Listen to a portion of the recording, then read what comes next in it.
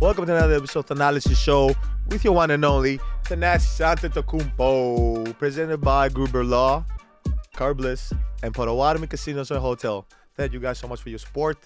And I will have another show, which we start with Tony. We have Tony here, and we have somebody behind the scenes. You can't see him right now. Another addition to the team.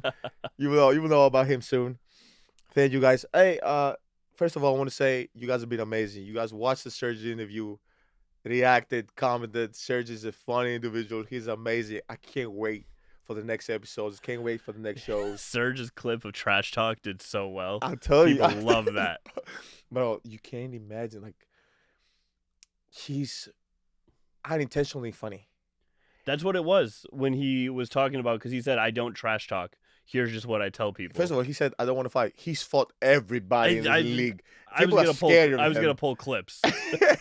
But he's amazing, and thank you so much, brother, for being on the show. You really people loved it. Thank you so much. Thank you guys, right, for following, sharing, liking, subscribing to the show, and following the journey, man. Well, let's get it. What we got? All right, the first question in the four quarters presented by Carbliss. I was going to start with something different, but now just based on our Serge Ibaka brief conversation right there. So he obviously doesn't trash talk, but he does. He just does it in the most polite way possible. In your career, F-U, yeah, basically. That's his polite way. As simple as that. In your career, also, who's going to try to fight? Like, fighting Serge is a lot. But in your career, you've heard a lot, whether it was in the Olympics, FIBA, wherever. Does anyone stand out outside of Draymond? Does anyone stand out as like an elite trash talker or someone that just, you know what? Give me someone that catches you off guard. Because I feel like they say like Tim Duncan would low key talk trash, but it would be like he'd do his spin move off the glass and be like, gotcha.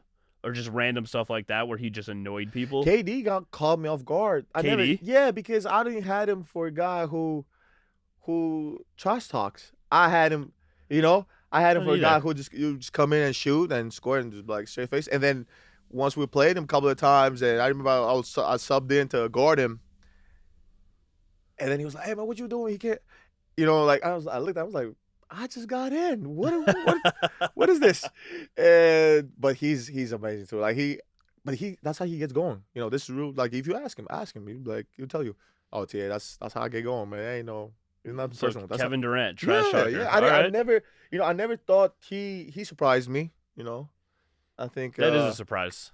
LeBron surprised me sometimes too. LeBron surprised. Yeah, because they're great players, man. When you surprised when they start to get out of character and kind of when he did in India. Remember when he scored that 3 in India? He started doing the dance. Oh yeah. Thing, or like I knew he'd be animated, but trash talking that's interesting. Yeah, no, not okay. True. It's not the same. Not the same in the sense. I consider it the same. No, animated, it is the same. It's just their way of doing it. Yeah, people just do it differently. Yeah. Like you have Dylan Brooks does it right to your face, right? Like he's gonna tell you exactly how he feels right to your face. Think about this though. I don't consider Dylan Brooks trash talking. Really? I consider Dylan Brooks. That boy has heart. He has that's how he plays. He has that's his demeanor. That's how he plays. I consider trash talking is when guys aren't playing and all of a sudden they get out of character. Like yeah. They start now. It's like whoa, I ain't really. That's what I consider trash talking. You know what I mean? When they get out of character. Have you ever heard this? This isn't part of the. I'm just elaborating on this question. Have you ever heard Spike Lee when you were Nick? Yeah. And then obviously you guys go play at the Garden once or twice a year. So he doesn't. This is the thing. A lot of people be like, "Oh my God, he trash talks," and this is the whole thing with Reggie Miller, and he scored, and it was because of you. Okay. I get that. That was actually funny and really entertaining. But he actually loves when players come to MSG and play. He loves, and then he hypes up his own players. Like he does that more than trash talk. He hypes up his guys more than he trash talk the other team. Moving on in the four quarters, question 2 here, presented by Carbliss. I saw this video the other day, and I think I sent it to you or saved it. I want to get your reaction to it. We're going to tease it a little bit. We'll watch the full video in an episode later on. Okay. However, it involves AI robots. Like robots that legit talk to humans. and I just wanted to get you're into the business world, you're into the tech world. I wanted to get your opinion on the future fears or thoughts on what we're doing with the artificial intelligence, particularly robots. Okay. Okay, I don't want to dissect, make it too like nerdy conversation. Like, I want to keep it simple. Okay, it's 3 scales to it, right? Mm-hmm. First scale is the robot.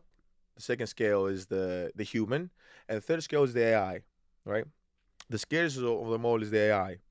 The robot is a robot.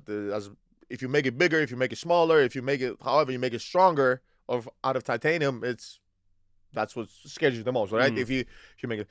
Now the human is another scary part, because now you might have people quitting their job and telling the robot what to do, or telling him like, hey, I'm about to get a second job. I need you to do this. This working from home, it's gonna be different. I'm telling you, that's the human part of it. Then the third part is the AI. Bro, we did this in what, from COVID till now? What do you think is gonna happen 2030? What do you think is gonna happen 2040 or 50? It's gonna be, it won't stop. You go to ChatGPT, and you post and you go like, hey, this is my 10 tweets. This hot tweet. Give me some tweets about this. It talks just like you. It's great. It's innovating. It's the next generation, and it's where like I understand. And this technology brings me to you guys in real time, right? But at the same time, I'm terrified because like this is simple. What does this mean? What does this mean? Then I'm terrified about conscience. I'm terrified about how this is gonna look. And I haven't seen the video, by the way. Which I'm going to show it to you. But this is a full conversation a human being had with a robot. Terrified. I hate it. I hate all of it. I'm not a fan. It's gonna, I know, great. But we're a different generation. We're the '90s boys, man. The '90s babies. It's different, bro. Oh yeah, we have people in our office who are like fresh out of college, and they're just like, "Yep, I can do this on ChatGPT. I do that," and like people know how to use it. But I think our generation is like a little bit. Just to give you guys just an advice, quick advice as a I do business, and I do not tell people use ChatGPT. They will pay you less. Quick advice. Sure. They will say unless you give unless you bring more to the table, obviously, that nobody else can do, of course. But do not say that. Don't go out there and be like, oh yeah, of course. Don't put it on your resume. Do not put that on your resume. Use ChatGPT. Do not do that. So you mentioned Twitter there, and our next question here is part of the 4 quarters. You had a tweet this past or recently about the Ngannou fight. Yeah. Obviously, it was a very powerful and moving. I just wanted to give you the floor because as a fighting fan. So yeah, as a fighting fan, that was spectacular, man. This guy came back and went into boxing, had 2 boxing fights, then came back to MMA and showed people I'm not playing. This is who I am. And to do that after what happened with his family, and it's crazy. He can't even celebrate more. He just sat down. I don't know if you watched the fight, but I did, and I just saw with his reaction afterwards. He said he came back to UFC to do this for his late son, who tragically passed away. I think at like 18 months old. 18 or 15, something like that. It's just insane. And I've lost somebody, so I don't know. I can only imagine how this is devastating. And the thing is that what he did and how he did it, and it just. And he was going to retire, supposedly. And I don't know now. Is he going to retire now? Who knows? But you got to show that man his flowers, give him some respect. You can call it whatever you want to call it. You want to call it the PFL, you want to call it UFC, whatever you call it. Give that man some respect, man, some flowers, man. Because he came back and he could have just sat. Trust me, he got paid to box. Oh, for sure. He got paid to box. He could have just sat down. But no, he wanted to prove to people like, hey, this is who I am, and to himself and to his son and his family, so. On a much different note, a lot less serious, but please. Today's guest is. I'll let you do the intro here in a little bit, but who's today's guest? He is the MVP of baseball from 2018.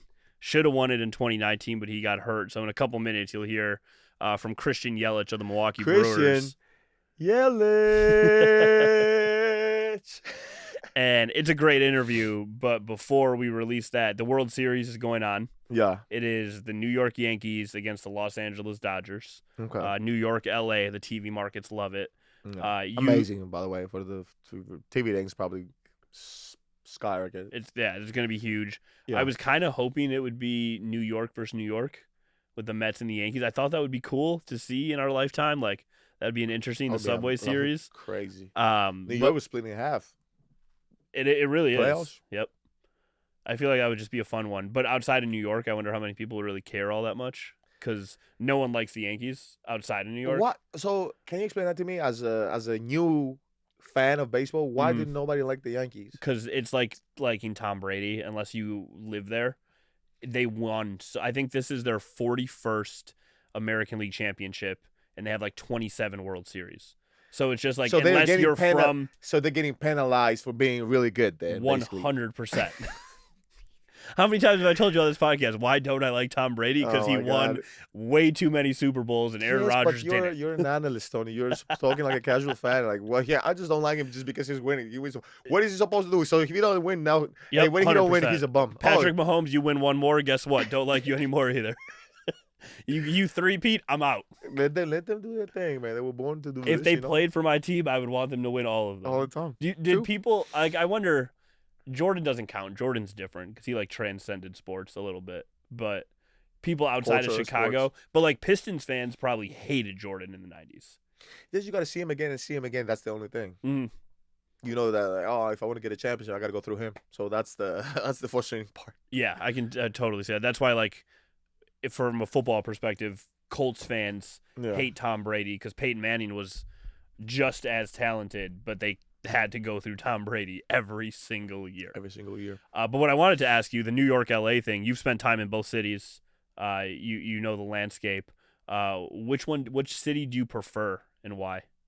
To win? Or no, in general? Just like in general, like to visit, to live in, to kind of kick it. I mean, I love New York, bro. New York got the Greek community too and Nigerian community. Like I love New York. LA got the weather. I'll tell you that for sure. You know, people in LA. You guys in LA are so spoiled. Listen to me, bro. Clip this. You guys in LA are so spoiled. You look at a cloud and you go like, "Oh my God, it's so cloudy." And it's, what is it called? Gloomy June. Is that it? Is that the thing? Gloomy June gloomy, whatever. It's a cloud. It's a cloud, bro. We would die to have this weather. Like, it's like dark and stormy at 4 o'clock in Milwaukee right now. It's terrible. Yeah, and you know why? It's just because they work. I think because people in LA, they work so hard too. Like, everybody who comes to LA comes with a dream and a purpose, and they work so hard. But then think about this, and then like, oh, Morgan should be having the best weather ever. But at the same time, people in New York work really hard, and they have shitty weather, bro. People in New York get like it's East Coast, yeah. New York's East Coast. East Coast, yeah. It's East Coast, bro. The weather is, you know, it's not. I was in New York when I got drafted in New York. It was one of the worst winters ever. Was it really? Yes. Snowstorm after snowstorm, cancerous flight after cancerous flight. It was crazy. In and out, New York was tough. Was that your first time in a snowstorm, like a legit snowstorm? Yes, because I'm from Greece. I hadn't seen snow. Well, I didn't since 2005. Like, bro, yes. Like, it doesn't snow like this in Greece. Because it snows a little, but not like consistently. It snows a little bit, but the way it snows is, first of all, if we had the same snow, the whole country would shut down. Done for like a month. I'm like, oh no, this is not normal, guys. It's state emergency. Like, seriously. But, you know. Yeah. I figured it was the first, at least snowstorm that you had been to, and now you're just used to it. Yeah, okay. I'm now Milwaukee. It's mother love, you know. Now I'm like, yeah. It's nice every now and then. It's nice. And I'm used to it now. Before I wasn't, because I came from Greece. I'm 6 months somewhere, bro. Without further ado, I'll let you do the intro here. But Christian Yelich coming on up. Coming on up. Please do not forget to like, share, subscribe to the channel on YouTube, subscribe to the show on Instagram and the socials, TikTok, X, or Twitter. You guys have been amazing. Thank you guys. Love you guys so much for your support. And if you want to see more stuff, don't forget to like, comment, or mention the show on X or Twitter and send us your questions, and we'll do it right here.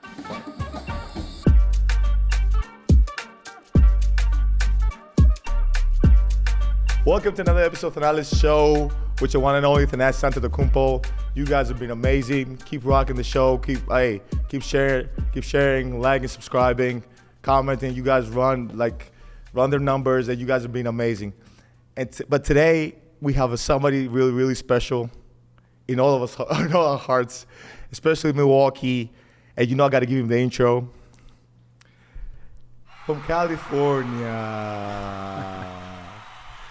the Milwaukee Brewers, wearing number 22, Christian Yelich. Thanks for having me, bro. Bro, first of all, I want to say that how did you pick number 22?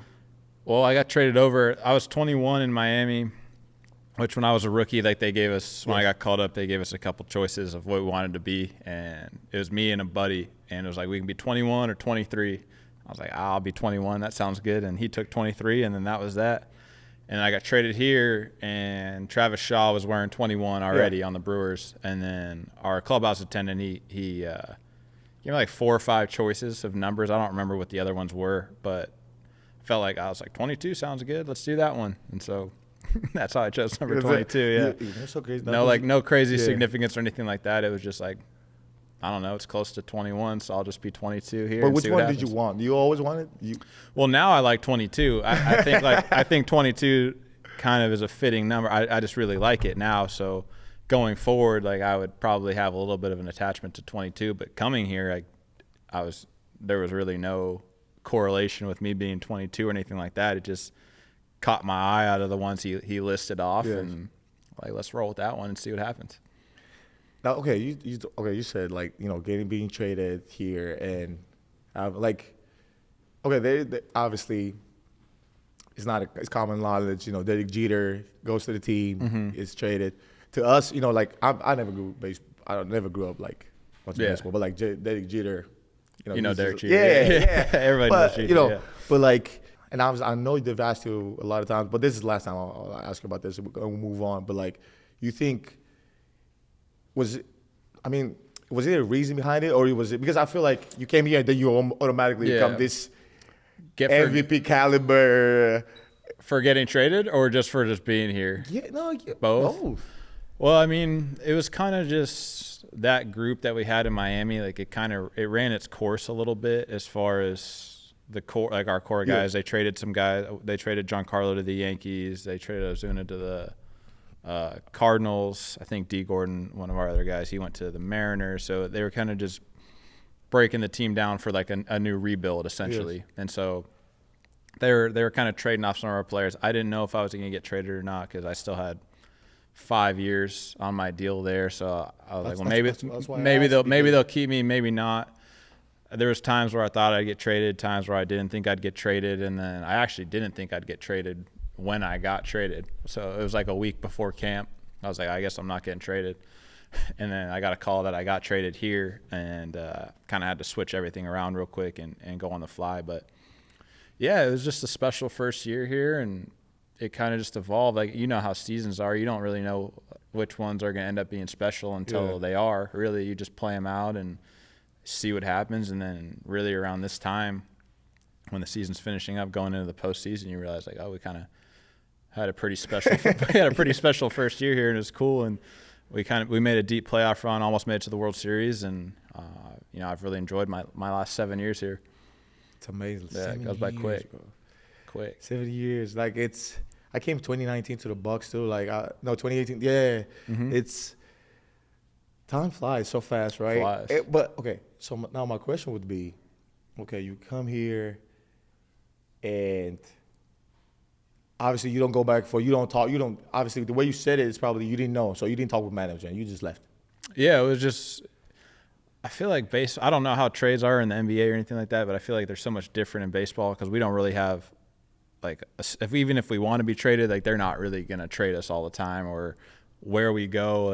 You don't have the way it is now, if I ever got traded, I'd be able to say yes or no to being traded. But back then I didn't have a say in if I would be traded, where I was going to be traded. It just kind of they just call you up. So it's not like the NBA. I feel like the NBA now is becoming I'm getting traded. Yeah. And I'm going there.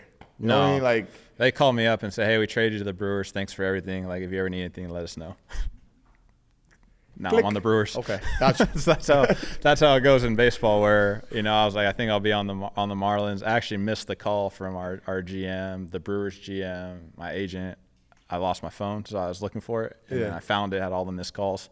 I was like, I probably got traded, so I called everybody back, and sure enough, got traded to the Brewers. But for me, it wasn't really any hard feelings because it was just, I was like, all right, it's kind of cool for a fresh start. Go somewhere else. I didn't really know anybody on the Brewers. I knew a lot of guys throughout the league, but this was one of the teams where I didn't know anyone. Did you ask? Did you say, hey guys, I'm going to the Brewers? Anybody know anybody? Like who was your first person you talked to? Like first guy I met was Ryan Braun because we were both from California, and there was like Fan Fest here 2 days later after I got traded. Okay. So Mark, who owns the Brewers, he's from that area too. So it was Mark, Ryan, and myself. We all kind of met up, came on Mark's plane to Fan Fest. So that kind of got to meet everybody through that. I knew Mark's son, Mike, in high school. We had like mutual friends. We weren't ever like super, super close until like obviously now being here. But one of my really good friends that played baseball went to high school with Mike. And we'd be at like mutual things together throughout school, and we were friendly and friends. And then obviously since I've been here, we've gotten a lot closer. But it's kind of a small world how that all worked out. No, I mean it's amazing. Way to leave your mark for like first year in, like boom. Yeah, it was wild. I wasn't expecting that or have it go that way, but that's just how sports go sometimes. Like cool seasons happen, unexpected things happen, and been a wild ride. Yeah, let's do it. Let's do it again. We're trying to be like you guys and win the whole thing. No. I think, I mean, obviously, but I want to say like for you and Giannis, because I remember it's the seasons like the you and Giannis and the like, going back and forth, and the MVPs and the cities is in fire, and then I think like the city kind of took a stride towards, building characters, and then now. Looking after 7 years, you with the Brewers, Giannis with the Bucks, as a name, Jordan now with the Packers, kind of Wisconsin's kind of like, has some pillars and saying like, okay, we're gonna build towards the future. Well, it's a great sports state right now. I think all the teams are good, which doesn't happen often really in any city, and then for it to be in Wisconsin and. Like you said, have the Bucks, the Brewers, the Packers, pretty much competitive every year, competing for championships, or at least the opportunity to compete for championships is pretty special to have it all going on at the same time. And, it's been a great sports state, great sports city, and, fortunate to be a part of it. What do you what's your favorite thing about Wisconsin? Well, Milwaukee or? I really it's a really great summer city. Like I like getting to be here in the summer and, be around the lake, all the stuff that's happening in the city. Obviously playing here it's awesome. Like great fans, cool like food scene, and just really enjoyed it. And you travel around different cities throughout the country, and you kind of realize like, all right, we're pretty fortunate to play here. When you go to, I'm not gonna name cities or anything like that, but you can we just cut it off the no, but you realize like how good of a place it is to play, and for me, it's like for us to be on a good team with the chance to win every year is really important and special. And you only get so many seasons as an athlete, so you want to try to take advantage of the most of them that you can, and not feel like you really are just like wasting any, just going out there just to play. You want to compete for something and have the chance to win. Well, first of all, how many seasons is like an average for baseball? For baseball, I think they say like the average career is like 3 or 4 years. 3 or 4 years? Like the average. Really? Yeah. I thought it would be more. Nah. For most of the time, it's 3-4 years, and I think people probably think it's more just like in any sport, because like the guys that you identify with that sport are the ones that are around all the time. Yeah, so I mean, I see like contracts like 10 years. Yeah. I don't know, something like that. And those are like the superstar guys where they're around for that long. I mean, sometimes guys are 3, 4, 5 years and then kind of bounce around a little bit and then are done, which there's nothing wrong with that. That's unbelievable accomplishment, just to be able to make it to any pro sport at the highest level and be able to do it for 3, 4 years, 5 years that's still incredibly difficult to do, let alone, do it for 10, 12, 15 years. Did you play any other sports or just baseball? Just baseball once I got to high school. I played a little bit of basketball. Okay. What position? I think I was forward. Okay. Yeah, back in the day. So I was no good, yeah. But I was no good at basketball, but I liked it. It was a lot of fun. I still like shooting it around every now and then whenever we're at a place with a hoop. So, okay, for me, but right? I suck. Okay, so for me, like being from overseas, right, and not growing up with baseball, like how, if you could explain baseball to me, what's the like 3 basic things I would like? The 3 basic things, like the rules of it? Yeah, not the rules, all of it, but like, okay, TA, for you to be good at baseball, you got to be good at these 3 things. Oh, well, I mean, it depends what position you want. If you want to be a pitcher, okay. And if you want to be a pitcher, right now it's probably best to throw really hard. Guys, the game's changed a lot in the last 5 years with like how hard people throw. Okay. So you'd have to throw, I don't know if you want to be one of the best ones, 97 to 100 miles an hour. 97 to 100 miles per hour. Yeah, maybe more. There's guys throwing. We saw a guy last night throwing 104. So yeah, it's pretty intense out there now these days with how hard guys throw. But and then if you want to be a position player, you got to be a pretty good athlete, which you're not gonna have any trouble with that. But run, hand-eye coordination, be able to hit, field, throw, everything. My thing is, okay, hit, right? Mm-hmm. So everybody gets to hit. Everybody that's on the field besides the pitcher hits. The pitcher used to hit, and then they changed that rule like a few years ago where there's Why? They just didn't want to watch them hit anymore, I don't think. Because one league, so it'd be like Western and Eastern Conference. We have American National League. So in the National League, the pitcher would hit. American League, pitcher wouldn't hit. There'd be a designated hitter who would hit for the pitcher.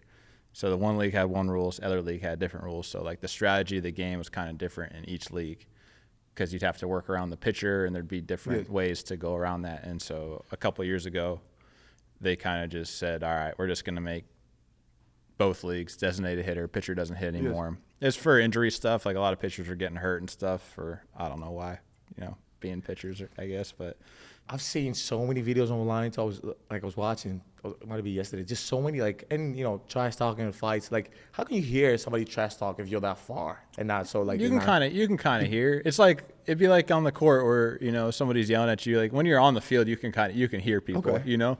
But if you're in the stands or something, it's obviously a little bit harder to hear. But you guys definitely hear each other. But then you see guys like the whole bench like rushes into the. I know.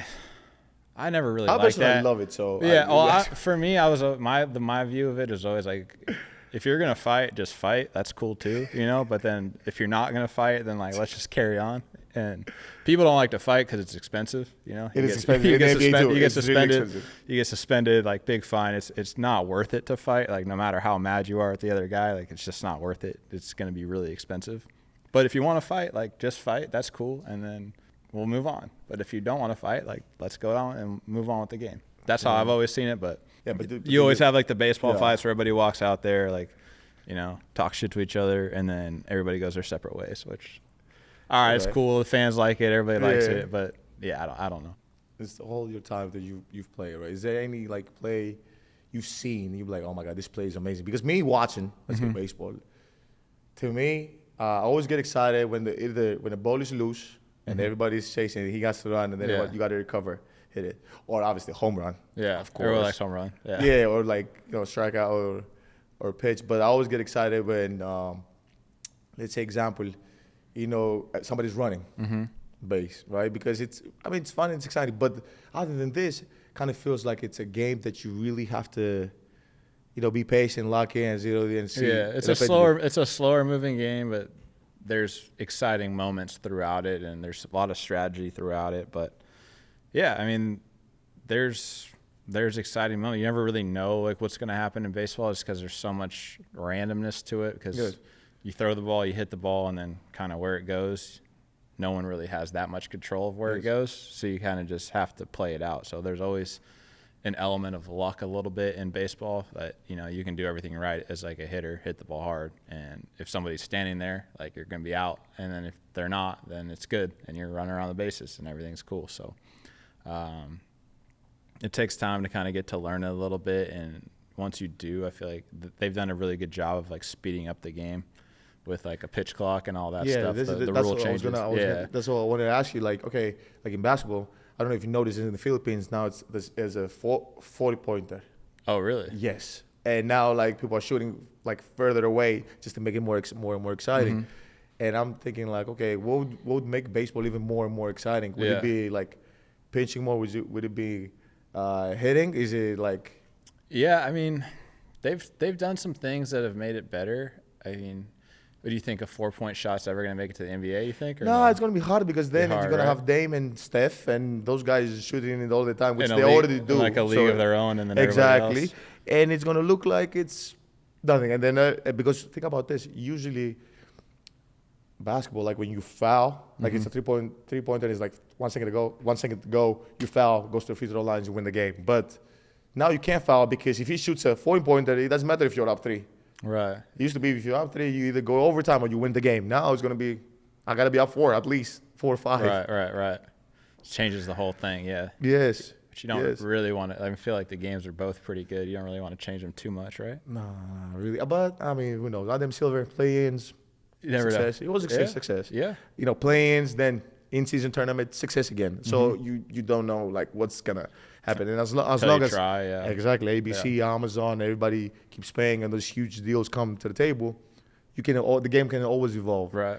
But now, you know, I wanted to touch base a little bit with about family, and because you're a brother. And I didn't know this because, you know, I'm doing my first pitch, and I heard that your brother came and did a pitch as well. Yeah. And he's in the Marines. He was, he got out and shortly before the first pitch. So he got out. That was like the first time kind of seeing me play Milwaukee. He got out. I think how long was he for? Like 4 years. 4 years. Yeah, just 4 years, and then came out here to Milwaukee. It was actually the exact. If you're doing it tomorrow, right? Yeah. Yeah. So it was literally the same game, like the third to last game of the season in 2018, and packed because we were trying to make the playoffs. We were like neck and neck with the Cubs, so like every game mattered, like sellout crowd. And he said he would do it, or I asked him at like 2:00 for a 7:00 game. Like, hey, you want to throw out the first pitch? Like, yeah. As it got closer, he was getting more and more nervous about doing it. He didn't want to do it. I didn't think he was going to do it. And then he did it, kind of like blacked out, fist pump, like pumped up the crowd. And he had a good time. It was a pretty cool memory for us to be able to do that and be a part of it, and end up being an awesome moment. Yeah. Did you tell you any stories? Have you ever been in the Army? You like personally? No, I haven't been personally. Okay, it's not mandatory here. You know me, like we've like back home is mandatory. Mandatory. I went the same time as my brother. You can see pictures online too. It's funny that they have them online. But did he tell you any stories? Nothing. No, not really. He was deployed to Korea and I think Japan. Okay. There's 2 deployments. Did his 4 years. Had a bunch of great friends. He went in out of high school with a bunch of his buddies and went right into the Marine Corps. Super proud of him. And you know, I think that people that serve, like, you know, some of the most selfless people that you have in society, and you know, oftentimes like the best that, you know, society has to offer. Exactly, you're right on point. Okay, so moving to like 2018, you win the MVP. I was reading a lot, and then I saw that you did the ESPN. You were the last to do the ESPN body issue cover. I did. Right? Sure did. Now I have a lot of questions, but I'm going to start with the first one. Do you have to be naked? Yeah, the full time, like for, I think it was like 4 or 5 hours. It was kind of like it was like a warehouse. Like if you just like took all the stuff out, it was pretty much just like this.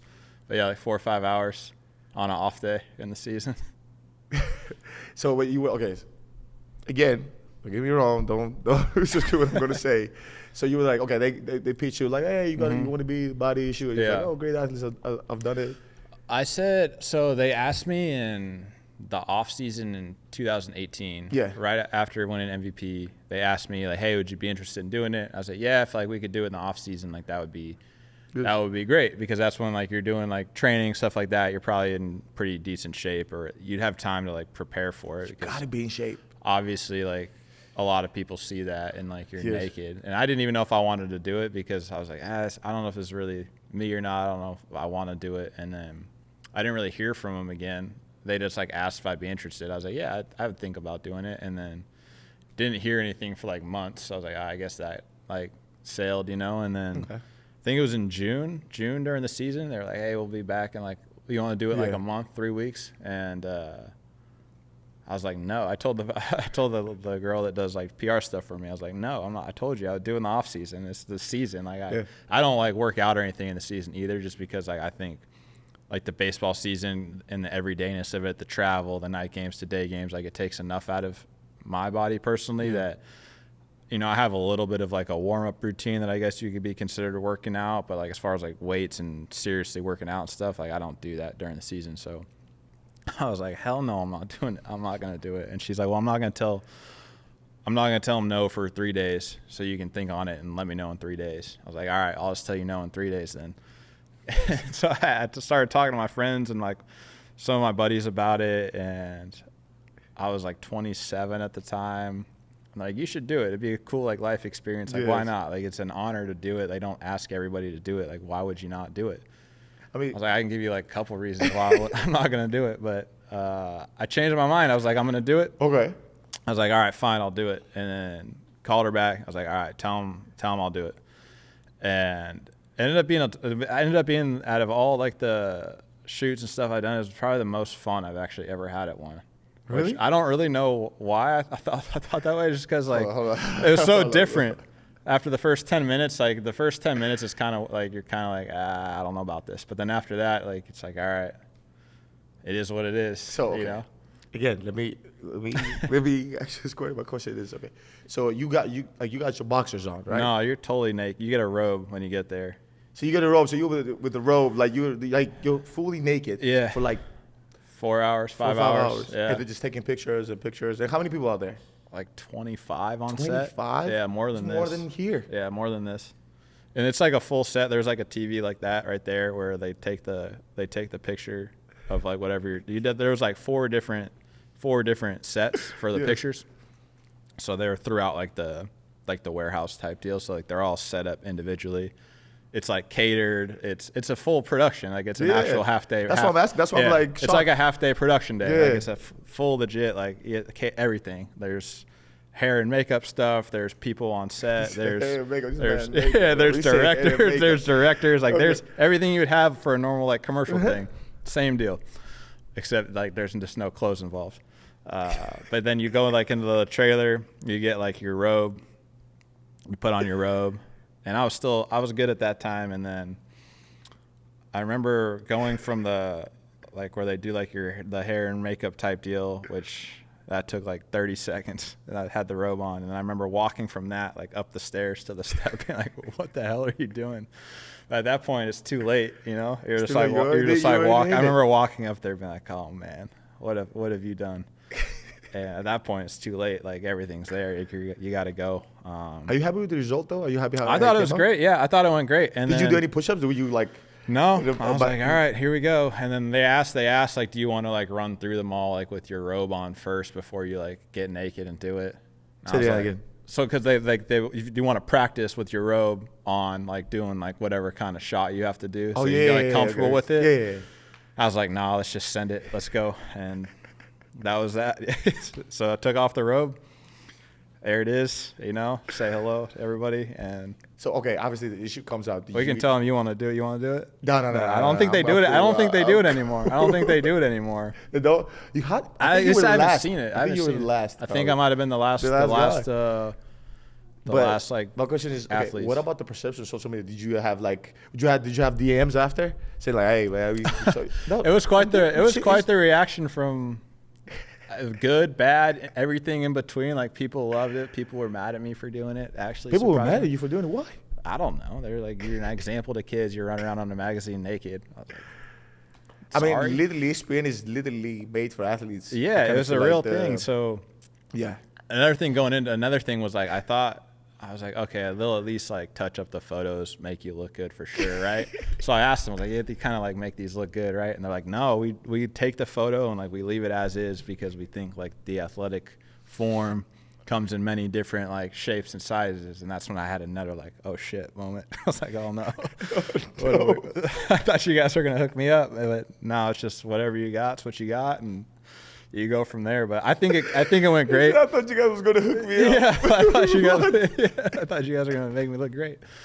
But it came out awesome. I was really happy I did it after it was done. Okay. You know, like looking back on it, and maybe that's why I think it was like one of my like favorite things, is because like it's something that I typically wouldn't do, but did it anyway, and kind of like was way outside the box. Yes. And it was just like a really cool life experience. I'm still talking to you about it 7 years later, you know? True, so like, no, I'm trying to understand, because like you see with athletes as well, like you know, you probably get tons of messages as is already. Like you're on TV every other day. Even if you're not on TV, you'll go out.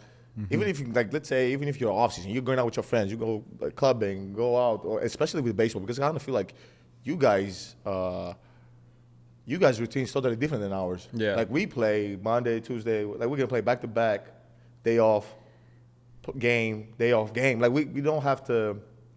Okay, don't get me wrong. Some guys out there, they don't matter where we play. It don't matter if we play the same thing. They're out. Some guys, but like if you're professional and if you're small market like us, like we're like this. So, but for you guys, like you just said now, like the pitcher, you said he doesn't play for the starting pitcher. Probably won't play for like 4 days. Yeah. And then play the fifth day. Yeah. Fifth day. Every 5 days. So if you go to the city, what do you do? Yeah, I mean, like you said, it's the same. You know, some guys go out, some guys stay in. I think people going out is kind of like way less and less than it used to be. Honestly, like people just. And for we're growing up. It's one or the other. Yeah, I mean, for baseball, it's hard because it's like you said, it's literally every day. We play every day for the most part, like 2 off days a month, and then you're traveling night games to day games. So when you get home, I mean, we're at the stadium from 1 o'clock in the afternoon till 11, 12 at night, almost every day. So like the last thing usually when you get home, like the last thing you want to do is like, I don't want to go out. You know, I'm tired. I want to stay home.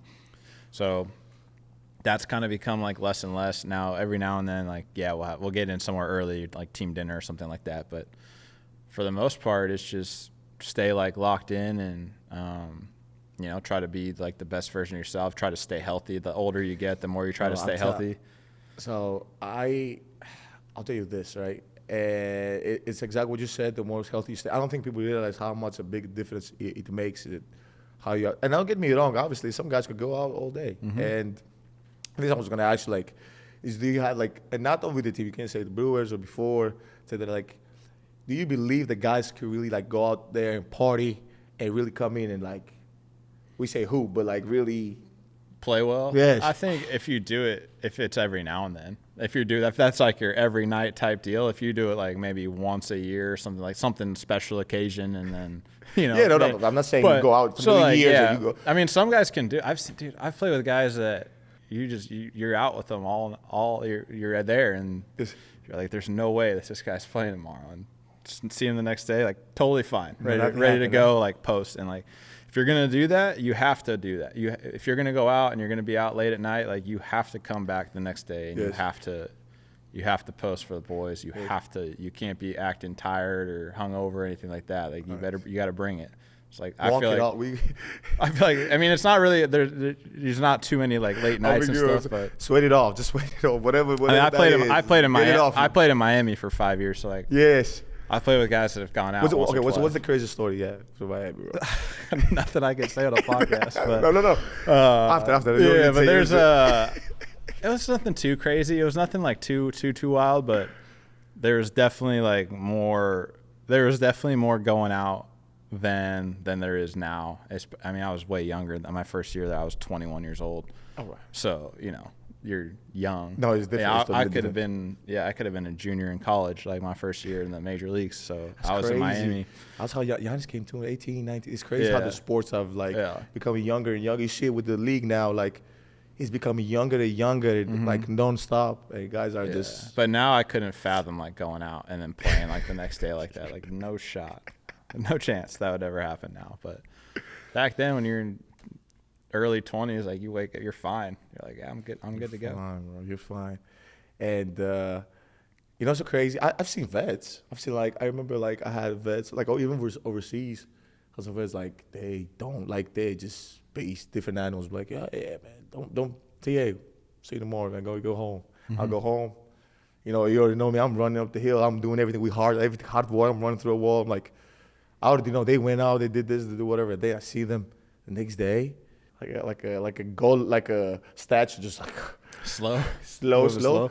And then after 10 minutes, like nothing ever happened, bro. They sweat it. I'm like, yeah, just sweat it out. Some guys can do it. I'm not one of those guys. I cannot do that. I can't do that because I feel like, because in general I don't drink, so it's like, but like, I think it just adds so much of eternally too. I don't think you realize how much more tired you are then. I've always been more like, I've always wanted to get the most out of my career. Yeah. So like I always want to take it serious. I never want to, you can party and all that stuff if you really want to. I've never been a huge partier anyway. Like no matter how young, old I was, I've never been a huge partier. But you can do that in the off season if you really want to. Like you got 6 months out of the year where you got to lock it in, be serious. Like it's your job, it's your career. If you want to do it for a really long time, like I always looked at it that way from when I was 21 till still do now, where it's a privilege to get to play professional sports, especially if you've been doing it at a really high level. Like you want to continue to do that for as long as you can. You get one career, you get one shot at it, you get one crack. There's no do-overs. So why not get the most out of it? You know, like I always looked at it that way. I will always look at it that way. But that's how. But you gotta have fun. You gotta have fun. I get it. You gotta have fun in your life. But I always really just looked at it as like, I want to get the most out of this. I want, you know, you're gonna have what ifs at the end of your career, no matter what, no matter how good or bad it went. Like you're always gonna have what ifs, but don't let that be one of them. And you know, fortunately, I just never went down that path. I never really liked doing it anyway, so it wasn't really much of a temptation. And you know, pretty fortunate for that. So okay, who is Christian Yelich then? Who is Christian Yelich when he gets off the field? Like what is the hobbies? Like you have any? Yeah, I'd say super normal, dude. Like I like walking around. Like I like, you know, hanging out with my friends, buddies, going to the beach, coffees, just hanging out, watching football games, basketball games, UFC fights, just whatever. Going to UFC cool fights. restaurants. You big fan of UFC? I like watching. Yeah, I like watching.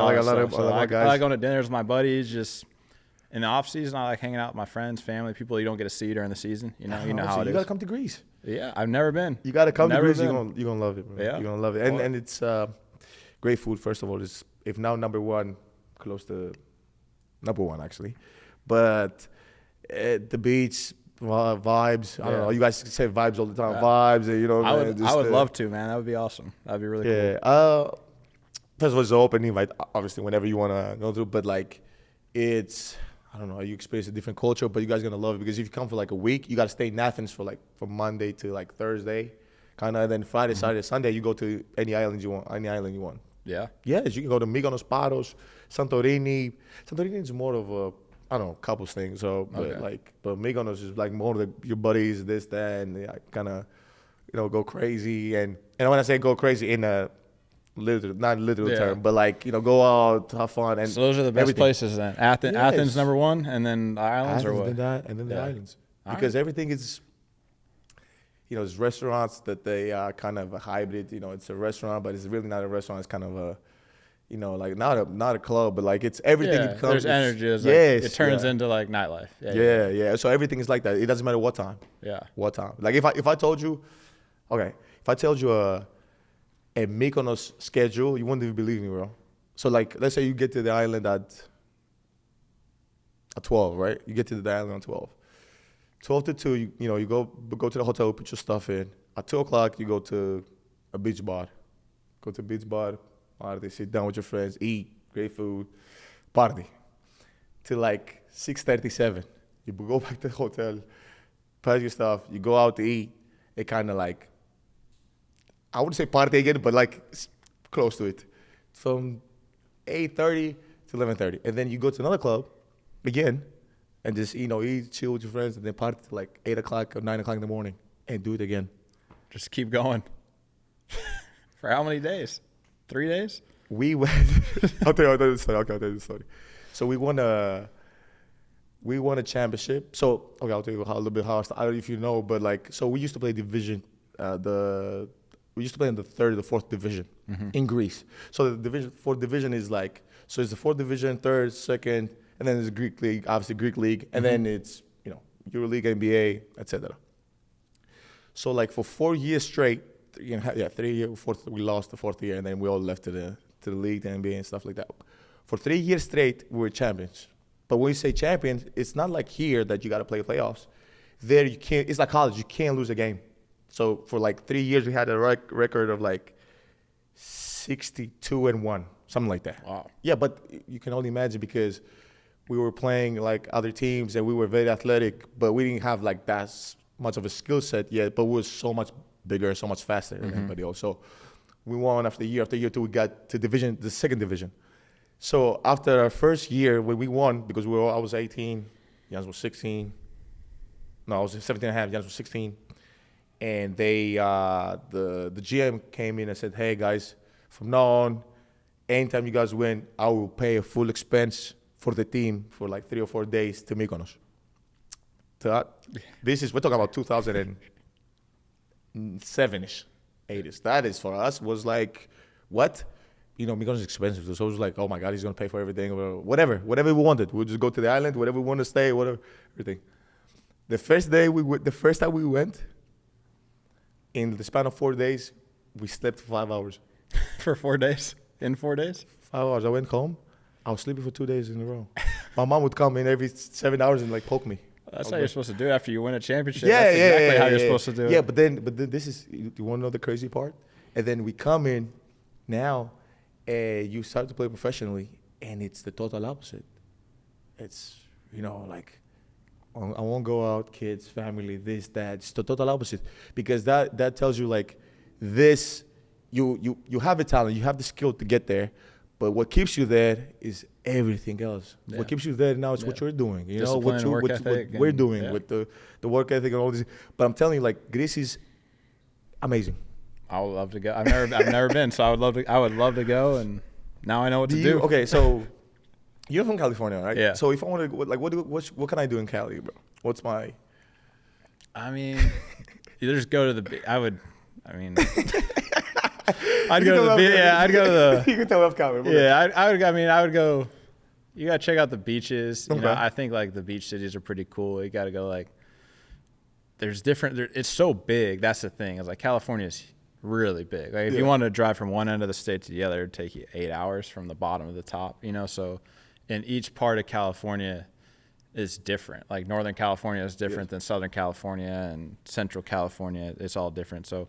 I mostly know like Southern California, so I would. So which one is your favorite? Like which one is your favorite? Like, is it Marina del Rey? Is it like which one is your favorite place to say? Like, I feel like Malibu is pretty cool. Malibu, Newport. You been in Newport Beach before? No. Like good? Newport Beach is really cool. San Diego, like I like all the beach cities. Like that's kind of my thing. But Greece sounds way better. Greece sounds way better, dude. We don't have we have no like day clubs in California. Yeah, but okay, so. If you wanted to play, okay, let's say tomorrow you play for the Bucks tomorrow, for the Milwaukee Bucks. Yeah. Basketball. Which position would you play? I'm standing in the corner hucking up threes, dude. And it's going to be easy, too. You want to hear something? Like, it's going to be easy because everybody's going to clock in and and everybody's going to be like this. And then, in the corner. Right in the corner. If we don't get it to me, we're going the other way, and we are playing fundamental defense, and we're trying hard. Together, everybody on the stream. We're trying hard. We're trying hard, dude. Yeah. Just a glue guy on the team. Pass it to Giannis. Stand in the corner, maybe shoot a three. Pass it to Giannis. This back to the corner. It's crazy that you say that, but you know that everybody literally thinks that that's our system. Isn't that crazy? Yeah. I was talking with somebody, and I'm in the plane, and first of all, I'm next to him, and we're sitting like this. He goes like, oh, Thanasis, pop. Hits me. I was like, hey, what's up? How you doing? I take on my headphones. Like, hey, sir. I made it polite and so, sir, hey. He's like, hey, how? First of all, he goes like, hey, how come you're here? I'm like, going to the States. Like, hey, don't you have your own plane? I'm like, what?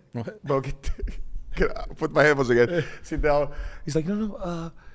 Man, just love watching the Bucks, and we love watching what you guys do, and blah, blah, blah. And then he goes to like, I'm a basketball fan. I used to coach, and I know like you guys' system is, Giannis like penetrates and then just pass it out.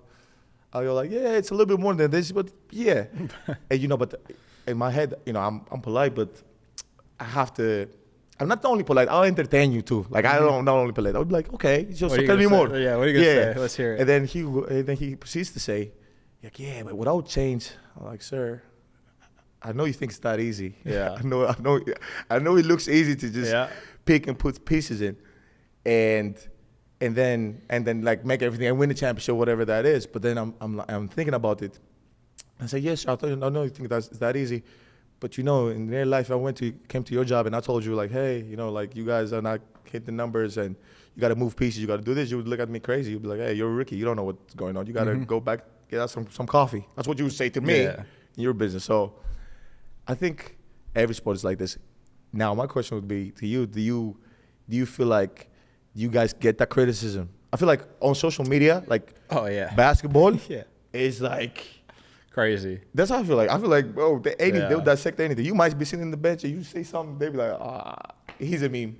Yeah. Yeah, it's just part. I feel like it's just part of it, It's just kind of, it's what you sign up for. There's no getting away from it. You want to play pro sports, like you're going to get it on social media now. Like it's just how it is. It's the world we live in. And you just got to ignore it the best you can. I think, it's evolved over the years. You realize, it's probably more prevalent in playoff games than like the day-to-day, like a regular, game 57 for you guys is different than, game 2 of the Eastern Conference Finals. There's more eyeballs on it. People care more. Totally different. If you lose a random game in November, it's a lot different than you're the guy that had a turnover in the fourth quarter, and you lost the game. You're going to be way more of a target than you were a few months ago. So it's what you sign up for. It's why we do it. It's why people are fans. Yeah. Have you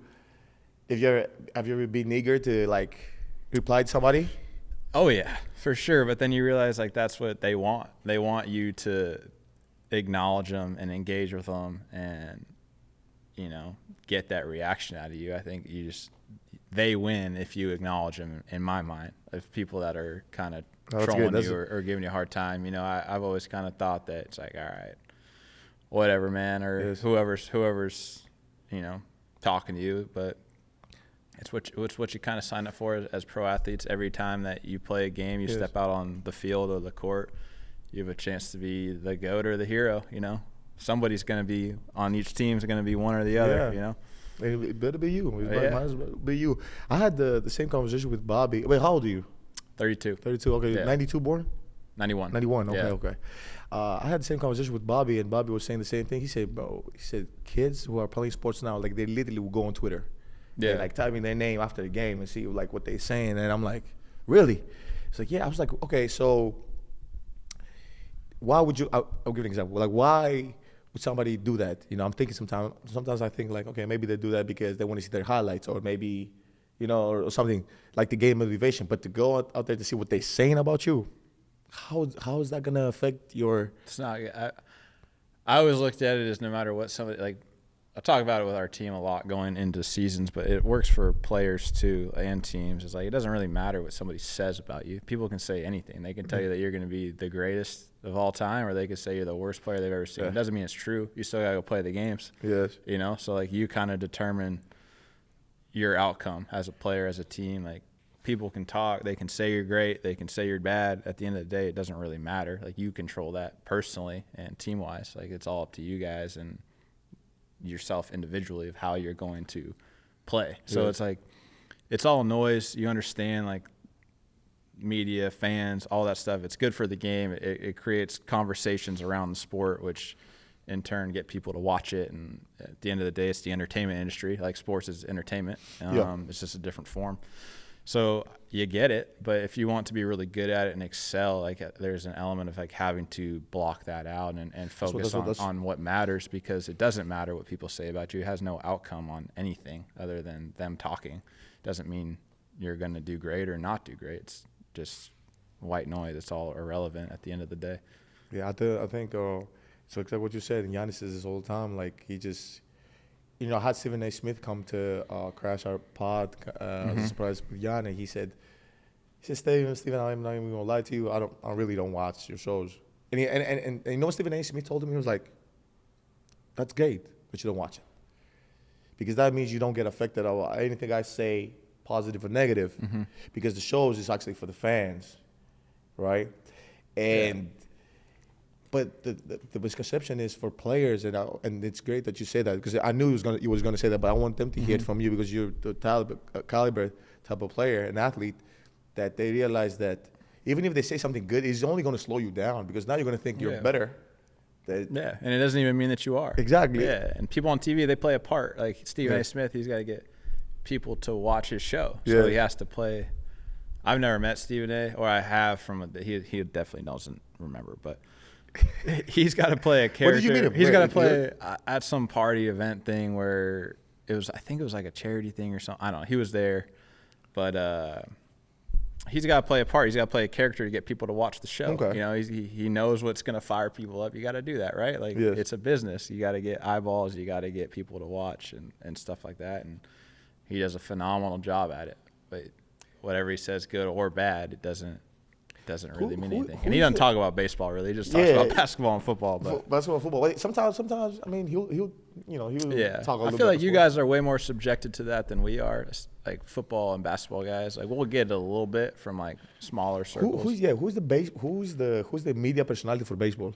Just really the show, like the baseball like channel and pundits and people that are on there. We don't really have much exposure on. We're on SportsCenter and stuff like that, but we're not really in this. We got to do something like really bad to make it on Stephen A. Smith or one of those like daytime talk shows. So we kind of get off a little bit easy. You got to do something really good or really bad to get in there. If you're like kind of in the middle, you're probably skating free.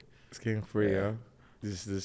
I was telling this to Jan. I'm like, man, I think like, just because we leave and we go overseas, after we don't get to see like all the other guys that are being talked about, because all the other guys that are being talked about has to do a lot with like in their off season they're going to the LAs of the world, New York, so the world, like, and they're in the mix, so it's easy to be like, oh, you saw such and such there, or you saw like, right, you just leave. Yeah, I'm just not here. Pick right back up where you left off when you come back over. It's probably pretty nice, dude. Honestly, it's probably a really good way to go about it.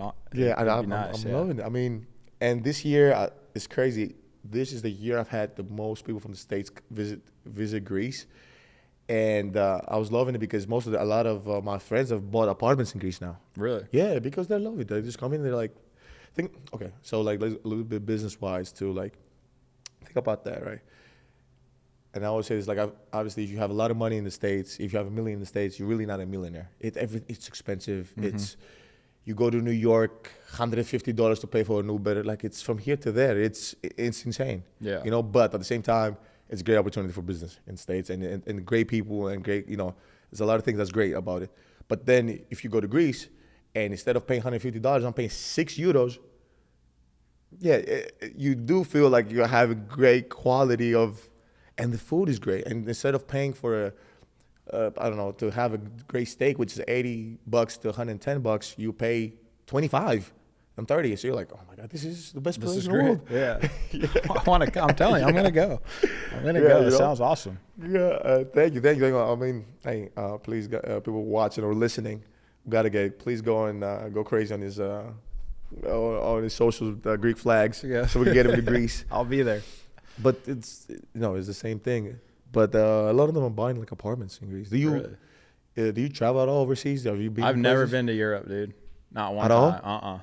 Never been. So I've always wanted to go. So for me, it's like isn't it like the time to go like summer? Like that's the best time, right? Because it's always winter when we're done. It's November, mid-November. You can October, November, because it's like in Greece, it's like 6 months summer. Yeah. So you always got to go like right after the season ends here, and so I'm always like, it is in summer, all summer. Yeah, we're from mid-February till, we're still going. So maybe if you make it all the way to the World Series for us, it's like the first week of November. So hopefully November. So that's why I've always just like, that was like the first thing I do when I'm not playing anymore and I'm retired. Europe for sure. But do you ever think I'm gonna have to go before, Yeah, now. You have to go. Do you ever think about retirement and stuff like that? I never really have. I still really don't too much because I got at least 4 more years of playing at least, and I'd like to maybe go another 1 or 2. We'll see. Depends on. So we're gonna talk about 38-40 then. No, I don't think I would go till 40, but I'm supposed to go. I'm supposed to play here till 36 at least. Yeah, and then you don't want to. I would if I'm still playing good. I'm still healthy-ish. You know, I still like it a lot. I'm still loving it. I still want to do it. If I still want to do it, I still feel good. I still feel like I can play well. I'll keep going. Okay. If I don't feel like any of those things, I'll stop. If I don't feel like I'm good, I'm not enjoying it anymore.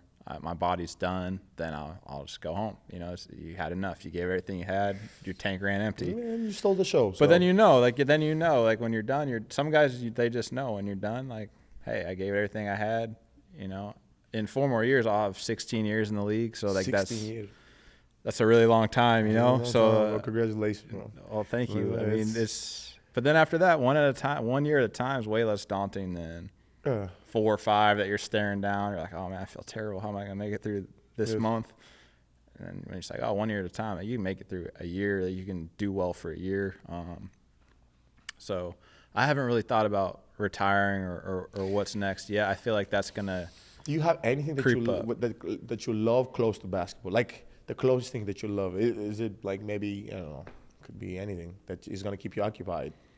I don't know. You know, I've always put a lot of like my time and energy into this. You know how it is. It's a seasonal sport, but it's really not. It's year round. You have to prepare your body and everything in the off season to get ready to do the season again. And so it's kind of a yearly cycle.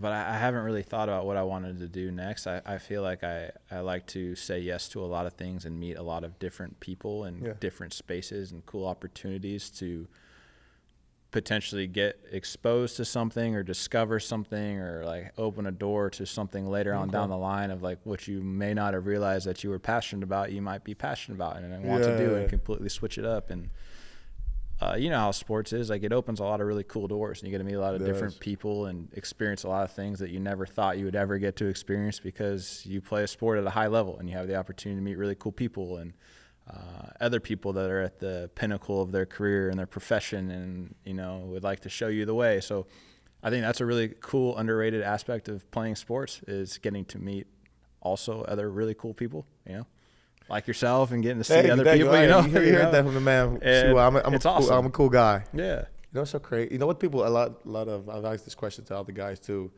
that have retired, and they say the number one things they say that they love about the retirement, you know, obviously there was the travel and this and that. They say, I love that I don't live through a phone. You know how we are, like I didn't notice this till somebody said it. I was like, for the past 11 years now, I've been on the phone, having a schedule, like when I'm gonna wake up, when we have practice, team schedule, team this, and then that goes away, and you're like, oh, what's today? What's kind of have some, you know what I mean? Yeah. What's when do we have practice? When is the team bus? When is the? You don't have none of that. You're like, oh shit, okay. It's I don't know. It's different. You know, especially if you have discipline. Yeah, I mean, so much of your life is regimented and scheduled. As an athlete, you always have somewhere to be or something to do or preparing for something. Part of that's nice, I think. For me, I feel like I'd be kind of bored without that, and I kind of like the structure of it's kind of nice. It's weird in a sense too, you know, because I think it makes time fly by. Like the years go by really quick because it's like, all right, season, off season, and then it's like so quick. You have off season, and for us, it's like we go to camp, and then camp ends, and then season starts, and it's like your life's kind of segmented into these like 3 different chunks. It's weird. I mean, I live in 3-4 different places a year for extended periods of time, you know, as you do, you know, like bouncing around all the time. Like, you guys have camp in Milwaukee? Yeah. So camp this year, which I probably won't be a part of the. We'll see how that goes with the team, and because I'm injured. It's crazy that you're injured too. Yeah. It's insane, right? Yeah, it's crazy. It's part of sports. You know. But before I say what I wanted to say, you know what's so crazy? You know that we were supposed to do another podcast in May. Yeah. Remember? Yeah. And then I tore my Achilles. Yeah. And we didn't do it, and then now we didn't do it before because I was kind of hurt. Then you tore your Achilles, and then I was hurt. We're doing it now, and you're still hurt. I got more hurt than I was. That's insane. That's insane. But like I don't know. But I think we're gonna do something in LA, and then. But usually, training camp is here and then preseason games. And you guys kind of bounce around. Yeah, ours is in Arizona for like 6-7 weeks, and then I'm in Arizona in the off season. Sometimes California, like all over. And then seasons, obviously, Milwaukee and everywhere else that season takes you, you know. But, yeah, I mean, it's a cool life. Can you sign this for me? Yeah. Do you have anybody has a Sharpie? I'm gonna put this on eBay. Yeah, there we go. I'm gonna put this on eBay. Hopefully, when I retire, I can have something. You get like a fall back buck on. for it. To fall back on. Thank you. Yeah, but I mean, thank you so much. Yeah, of course, dude.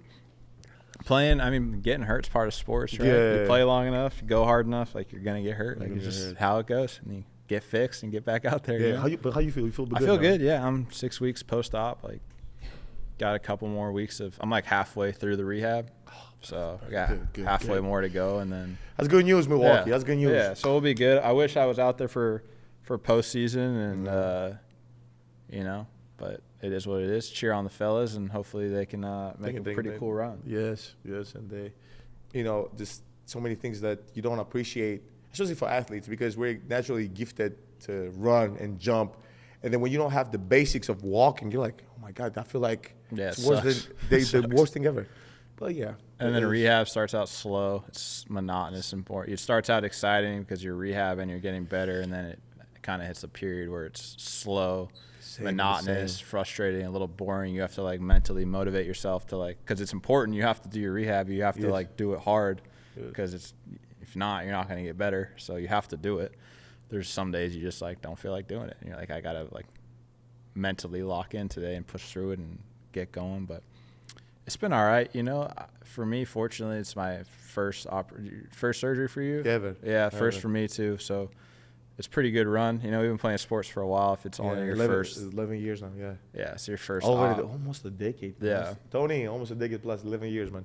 So, not too bad, right? Not what? Yeah. Not too bad. Get some new tires on you, get back out there. Get back out there, some new knees from eBay. Yeah, it'll be fine. And ready to rock. Okay, so I need you to give me what's your, like, pregame routine? Like, what's your, you know what I'm saying? Like, we have it. Like, what's your pregame routine?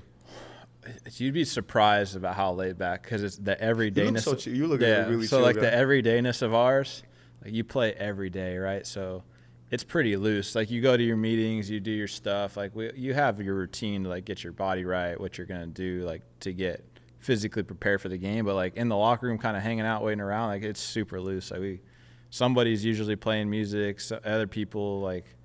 We've got guys doing golf stuff before the game, like putting. Like really, we've got like putting. We've had a basketball hoop in the locker room before, ping pong tables, just like a lot of like team bonding stuff, like keeping it loose. Yeah, and then there's a time like obviously, as it gets closer to game time, like everybody kind of stops doing that's playing and kind of locks it in and gets ready to play. But the everydayness of baseball, I feel like it'd be really hard to have like a dead set routine, because we have so many different game times.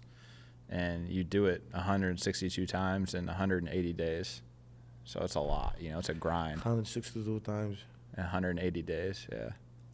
It's crazy. Yeah. You count spring training, you count camp, it's like 200-something games, and I don't know how many days. And is every game is packed? They're not all packed, but a decent amount of them, pretty good attendance. If you play like a noon game on like a weekday or something like that, like it's not going to be packed unless it's like the playoffs or something like that. But okay. Depends what city though. Some cities crazy. It's always full. You said something about like people listen to music. What kind of music do you listen to? I like a little bit of everything. So we got guys from all over the world on our team. We got guys from all over the country, different countries, you know, Dominican, Venezuela, like everywhere. There's guys from Asian countries like in the game. So it's a little bit of everything. So I've gotten exposed to a lot of different music tastes. So what's your favorite then?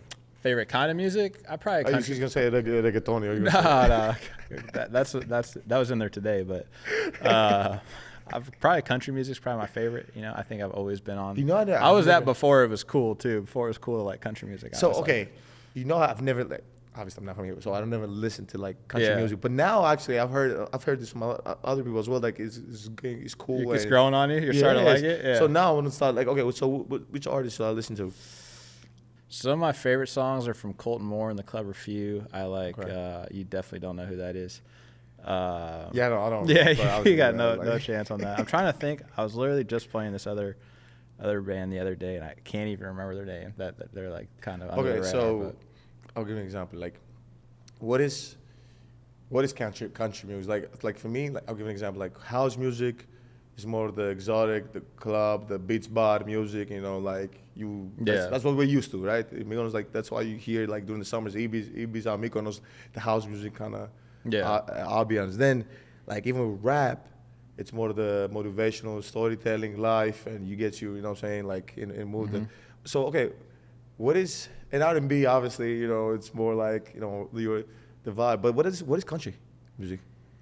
Because I think it could be a bunch of different things. It depends. Like there's different kinds of country music, I guess, where it depends on the vibe and who it is and who the artist is. Like I think it kind of covers a lot of different things. What's like your favorite kind of like what would? So the reason I say this is because I was listening. I didn't listen to this. I think I had George Hill. Shout out George Hill. He's a Texas guy, and he played something like played something for me. I remember like 2-3 years ago, and I remember I was listening to the lyrics. It was mostly about a breakup, and I was like, oh, well, that's okay. What is this? I was kind of having the vibe like, okay, this country music is more about like. There's a lot of that in country, but there's different kind. It depends on. There's a lot of everything now, especially since I feel like it's become like more popular. Okay. There's a bunch of different. I mean, I like all kinds of. I've liked all kinds of genres of music. What's the go-to one in Greece? In Greece? Yeah. Okay, Greek songs are more love songs. Love songs? Yeah, I can't live without her and all of that. Like, trust me, people on social media they will. That's music. That's music in general. I feel like. Yeah, and more like that, and then obviously house music is more like the party. And when I say party, like in Europe, they still party like the world used to party 20 years ago. Not like now. Like now, like people go out and everybody just looks at each other. Like it's different.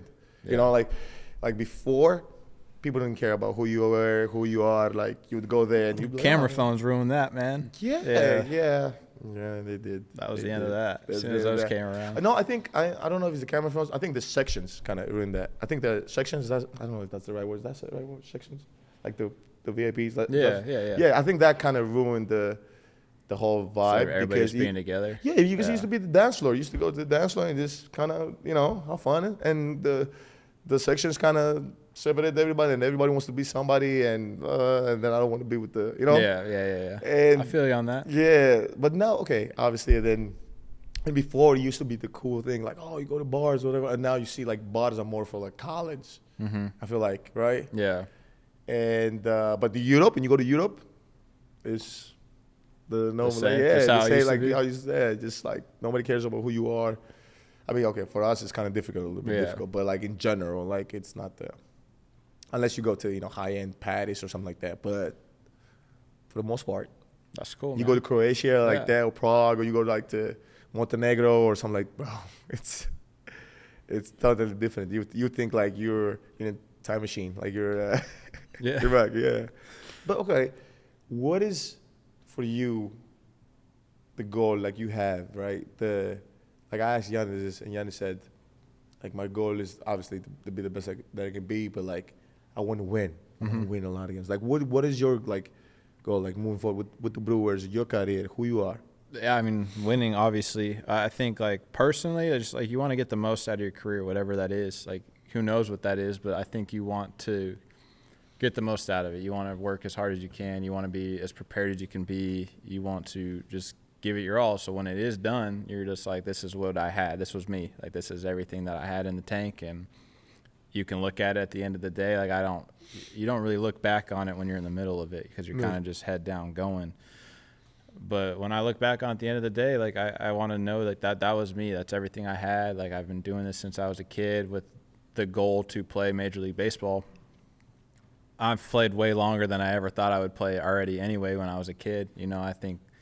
What did you think when you were a kid you were going to play? I just wanted – I think you feel like – I don't know, maybe you felt similar, but I feel like you think like Major League Baseball, like the NBA, it's so far away. Like, it's not even real. You feel like it's not really real life. You know, like, it's possible because people tell you like it's a real thing, but you don't really think that you're going to go there. You know, like, you want to, you work hard, and it's not impossible until like somebody tells you that you can't, you know. But it felt like something that was, I don't even know how to describe it. It felt like it was something that wasn't really real by being real at the same time. Like I'd go to the games and stuff like that, and you watch the players, and like those guys aren't real, you know. Those aren't the same people as me. But you just keep working, you keep playing, you keep getting better, and then like before you know it, like you're out there and you're playing and you're in Major League Baseball games, and it's a cool feeling, you know. It's something that's pretty cool. So for you to be able to like attain that goal, you owe it to everybody that helped you along the way to get the most out of it, right? Like there's a lot of people that made sacrifices to make sure that you were here and to be able to play in the NBA and me to play in Major League Baseball. So I feel like if you didn't get the most out of it and put your best effort into it, you would be letting yourself down, one, but also like everybody that helped you along the way, right? So that's a big goal for me and something that, you know, I don't really take lightly. Man, that's a great answer too. Like, really motivates you to see like, hey, you know, you best of the best, and really like put the work in, and I'm gonna give everything I have. Did anything change with like anything like even with your friends and people around you? Like, did anything change for you once you get to the major leagues? Because you see it a lot in the NBA. Like, you become successful, you play in the NBA, and all of a sudden, you know, even if you don't change, like people have a different expectation around you. Maybe. I mean, so I've got like 4 or 5 like friends that I've been buddies with since first grade. You know, we've been friends since our first time in school, basically. Yeah. So I've known them my whole life. Like they've known me their whole lives. So that's really who I'm kind of around when I go back home ever. It's like those guys and like my family. And you obviously have your friends in sports and people that you've met across, you know, your time and doing whatever. But like when you go home and people that you're around, like those are kind of who you're with. And for me, it's always kind of nice because you're still kind of like that kid when you go back home. Like you kind of go out in the world and you're something to everybody else, right? So you're something. Yeah, you play this part that, you know, and for the most part, people don't really know you for anything other than that because, you know, you see you on TV or they come to a game and they see you and like you're you're the entertainment object. You're the guy that plays basketball or the guy that plays baseball. Like that's cool, you know, but you go home and you hang out with your friends and your family and like you're still like that kid from there and where you grew up. So I always think that's kind of a nice recharge for me and something that I've really like I enjoy. It like kind of refreshes me after the season and gets me ready to like go back to do it all over again. You know, like I'll go back home and they'll be like, oh, this guy wants to meet you, that guy wants to meet you, and I'll just have like just all this kind of like people. But have you ever had somebody? I mean, obviously you come to the games, right? Yeah. Is there any NBA player like you haven't met yet that you want to meet? Like I haven't met very many NBA guys. Really? Most of the guys I've met in the NBA have been on the Bucks. On the Bucks? Honestly, yeah. Okay. I'm trying to think if I've met anybody that wasn't really on the Bucks. I mean, somebody you like, I want to meet this guy, but I haven't. I think it'd be cool to meet like Steph or somebody. Really? Yeah, I've never. Steph. That'd be kind of cool. Come to Milwaukee, man. Yeah, I think that'd be kind of cool. Come to Milwaukee, man. But yeah, man, I've gotten to know Pat decently well over the years, just from doing a bunch of stuff. Obviously, like the dunk contest thing. I met your brother twice, maybe once or twice. First of all, going back, now you said the dunk contest. Yeah. It was incredible, man. The white man can jump, and then Pat comes in, and you're holding the ball, he dunks it. Yeah. And I remember we were there at the dunk contest.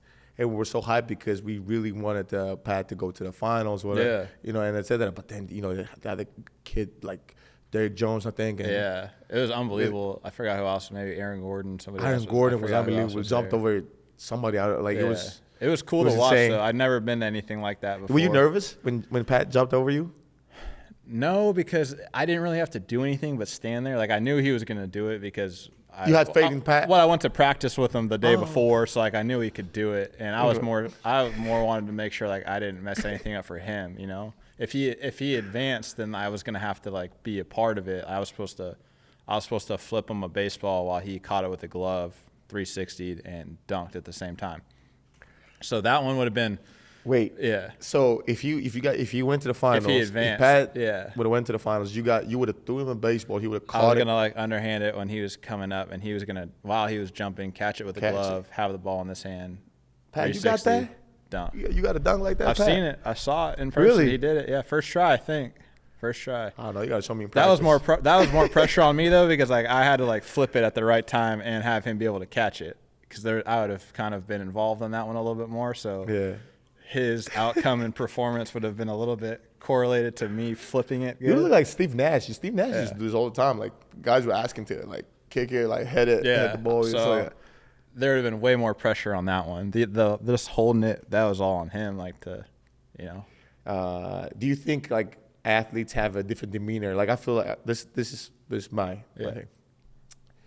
I've talked with baseball players, talked to guys, football guys, and I've talked to NBA guys, obviously. From your experience, do you see any difference between like guys across every sport? Honestly, not really. I think everybody's like different but similar. Everyone's kind of wired essentially. I think a little bit the same as far as I can't really put my finger on it as far as like what it is.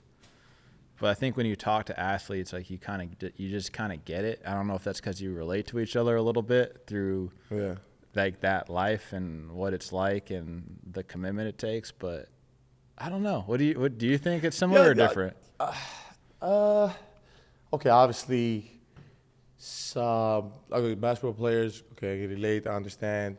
Football players kind of different because, they got the helmet on all the time. So, like, when they don't have it on, it's like, for them, it's more, it's different. I don't know, I can't explain it. I can't put it in words, but they just have a different, like, aura, like how they move and stuff like that. Baseball guys mostly, like, chill. Chill? Yeah, I mean, it's actually both sides. It's either you're really chill or you're wild. Yeah, I feel like there's some guys. I mean, it's like people, right? Like there's going to be different people. So I guess essentially some guys are different than others. But sports-wise, I think if you're talking sports, like everyone kind of gets it. Like you've had a little bit of the same life experiences, just in a different realm. But you've probably experienced something similar along the way, and you understand like the level of like commitment and dedication and like to an extent like some sacrifice that you've had to make to make it in your sport. But that's probably not uncommon between like anybody that's made it to like the top of their profession and field. Like there's probably that amongst anybody that's doing what they want to do at a high level. Are contracts guaranteed in baseball? Mm-hmm. Yeah. But it's like 10 years. Like some are, yeah. Some are 10 years, some are 1 year, some are 5 years, everything in between. But, yeah, I think there's some guys that have a 14-year deal. 14 years? Deal. How old was this guy when you signed him? Really young, like 21, 22. Really? Yeah. So he never leaves. That's it? Mostly, yeah. Yeah. Those guys are kind of just like the franchise guy. There's only a couple guys like that, but they're always So give me your top 5 players now in this league. Oh, so far. I don't know baseball. I don't know. I've never. I only watched the Brewers. Shohei Ohtani. Shohei Ohtani. Yes. Yeah. Yes. I think Stephen A said something about him too, right now. Probably because he's. Yeah, he's doing some pretty special stuff right now. Like what's special? What is it? What does he do? Like just he pitches and hits, which usually people don't do. But he's like he's like making history. It feels like every night right now. Really. Like, unbelievable. Yeah. You guys are really, really, really, really talented. I got to put him number 1. There's so many great players. Hard to pick 5 of them. This guy named Bobby Witt, I think he's pretty good. Aaron Judge. Who does he play for? Kansas City Royals. Kansas City Royals, okay. Aaron Judge, Yankees. Aaron Judge, Yankees. I think I saw him. Okay. I think Bryce Harper, I think he's up there. But I mean, there's so many. Yeah, Mike Trout. He doesn't want to put himself. He's very high. There's so many guys. I can't just pick 5. There's so many great players right now, which is crazy. Like how many that have kind of just emerged. It's the league. It's like the NBA. Like 1 year, you see it's Bron, Steph, like Kawhi, Jan, like all these other guys, all like like everybody, Nikola, all these guys, and then another batch comes in. and it's Anthony Edwards, John Moran, Jason, like it. Merging, you just feel like you have like superstars everywhere. Yeah. They just all of a sudden they said then now it becomes a thing of like, okay, it's an era. Like I'll give an example. Like what makes LeBron, what makes LeBron great is because like he's tried in the half a decade, so 2 decades, like 15 years, always be the best of the best in that era. Yeah. And a lot of players showed up. A lot of them showed up. And he was best of the best. Now it's kind of becoming harder because now it's becoming of like, hey, let's say Luka, you got to win because Victor is coming, because Jason Tatum is coming. Because at some point they're gonna reach their prime, and you're gonna be, you know what I'm saying? You're gonna be toe to toe with these guys, and now you're gonna be like, okay, you know what I'm saying? That's why if you notice a lot of guys are leaving now. Like think about this: the league has become so global that now when, you know, in 2-3 years, Steph and I don't know, maybe they play more, but Steph, Bron, and, you know, all the other guys who are not leaving, transcending the sport, you have these new guys coming in. So now it's going to be up for grabs and how it looks, you know. But then you would have, you know, then there's going to be the next tier who's going to be like, you know, Nicola, Jan, Joel, these guys who are going to be like, okay, now we're the front line of the league. And then it's going to change. But to be able to have so many good players, they're going to meet each other the same lifetime. You know what I'm saying? This is the difference between, for example, like Michael Jordan era. You know, Michael Jordan era, he was great, but it wasn't this. Like you didn't. I don't know. Maybe they met the equivalent of KD. Maybe they met the equivalent of Steph. You know, you never know. Maybe they met the equivalent of Giannis with another team, or the equivalent of Joel Embiid in another team. You know. Yeah. So it's kind of the era, like. And he was able to win, and then it was out. Out. You know, he didn't stick around for the young cats to catch up. That's the result of like sports becoming more global. I think like you get the best players from truly like the world, not really just one country anymore. It's really the world. And when you think about how many people in the world, like if you're taking the best select number of players that are competing in these leagues, like it's gonna be a league full of stars because you're taking the best all over the world. Baseball. We need some Greeks and Nigerians in baseball, man. Yeah, we do. Yeah, you got to come do some camps in Greece, man. Yeah, maybe that'll be the first trip out there. Get some talent out there. Yeah. Okay, so how does it work? You don't go straight to the NBA, like the. Yeah, you go to minor leagues first. Minor league. Yeah, so there's rookie level. That's what it's called. So when you first get drafted, you go to rookie ball. Probably it's different now. How long? Till they move you. You could be there a week, you could be there a year. It's kind of different for everybody. The minor leagues are different now than when I went through them. There was more levels. They've kind of condensed it down a little bit more now, less players. But when I was going through, there was rookie ball, short season, and then there was low A, high A, double A, triple A, and then major leagues. That's like what is that? Is all those the season? 7 levels in organizations. Sometimes guys would spend.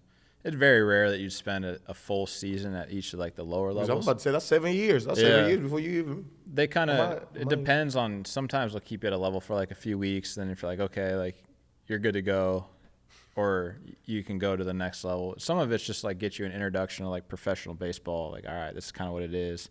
Then you go to like the next level, and then each level, obviously, there's the talent gets better, and then eventually ending up in the major leagues. But that's what they're called, major leagues. Okay. But then you get guys from, like, you get guys from high school, you get guys from college, like everybody kind of coming into pro baseball. So it was just some guys would skip the first 2 levels, and you would start out in low A. High school kid, I started out at the bottom in rookie ball for a week. Then I went to low A for like a week. Then the season ended. Then the next year I went back to low A. So how long did it take to get to major leagues? 2.5 years, which is pretty quick. Yes. Which is pretty quick, but a lot of it's like situation dependent too. Like when I broke into the league, we were not good. You know, we lost 100 games. We 62 and 100. Lost 100 games. Yeah, I was only there for like the last 2 months of that, so I didn't have to like deal with the full 100 loss season. But with that, for a young kid though, like a young player, it gets you opportunity to play. Like with the Brewers right now, like we're competing every year. Like we're trying to win the World Series. We're winning the division. We're a playoff team. Yeah. You have less time. you have less opportunity. We use young guys because, payroll stuff, like you need to have like young players, but there's less opportunity, there's less leeway for the young players on good teams because you're trying to win. You don't have the time for them to like develop on the job, and then like, okay, like if we mess up, it's all right. We're not really competing this year. We're competing every year, so like you don't have that. So for me, it was almost a little fortunate because I got to learn like on the job if I was playing for, I don't know, let's say the Yankees or something, or the Brewers right now, like you don't have that same. I might not be getting called up. I might have to spend more time in the minor leagues to like make sure once I do get called up, I'm ready. But it just kind of worked out that way.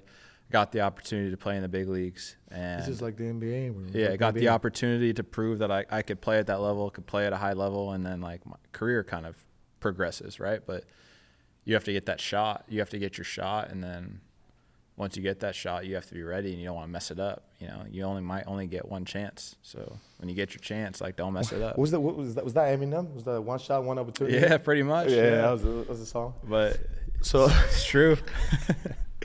Okay, so I got a segment. We got a segment real quick. Yeah. Which is this segment is called Candy Funhouse, and I'm gonna give you something to try. Yeah. Here's your ball, by the way. I signed it for you. I wrote "Don't bounce it" on there. Yeah. Don't bounce it. Thank you. Don't bounce it. Yeah. Oh, I don't want to. No, I'm not gonna. It's on eBay. It's going to eBay. That's right. Okay, I'm gonna give you two, and then you get to pick.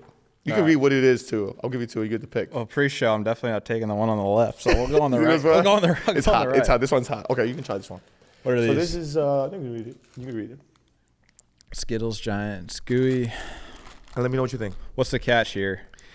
I don't know. The catch is you told our team at Caddy Funhouse, Jamal, what do you think? And if it's good, he goes into production, into the boxes. How many do we have to have? Like two? Yeah, two. Just try them. Try them out. Let me know. I want to do one. Yeah, just try one. What you think? We're good? Yeah. Jamal, we're ready to go, Jamal. Production. I'm like waiting for something like really spicy or bad to happen. This is the spicy one. This is the spicy one. But I'm not gonna let you try it. Yeah, are you a candy like a guy? What's your favorite candy? What's your favorite candy?